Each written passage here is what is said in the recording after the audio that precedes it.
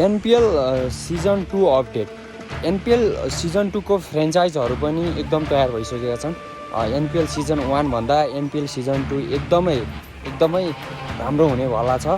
किनभनेपछि अहिले NPL season 2 मा अर्को एउटा कुरा फिचर थपिएको छ। कुन फिचर भन्दा रोबोटिक डग। तपाईहरूले फुटबल अनि आइपिएलमा पनि देख्नुभएको होला। रोबोटिक डग भनेको जुन सिक्काहरू क्विनहरू हुन्छ नि, जुन टसको बेलामा चाहिने, अनि त्यसको लागि चाहिँ त्यो रोबोटिक डग युज गर्छ हैन। त्यो रोबोटिक डगबाट लगेर त्यो क्विनहरू टस गर्ने गर्छ। त्यो नयाँ फिचर आएको रहेछ अहिले यसमा हाम्रो सिजन 2 मा। सो धेरै खुसी लाग्यो किनभने सिजन 2 मा धेरै चेन्जेसहरू आएको छ। ग्राउन्ड पनि देख्नु भएको होला। अन्डर द अब के भन्छ फ्लड लाइट पनि जडान भइसकेको छ। अब फ्लड लाइट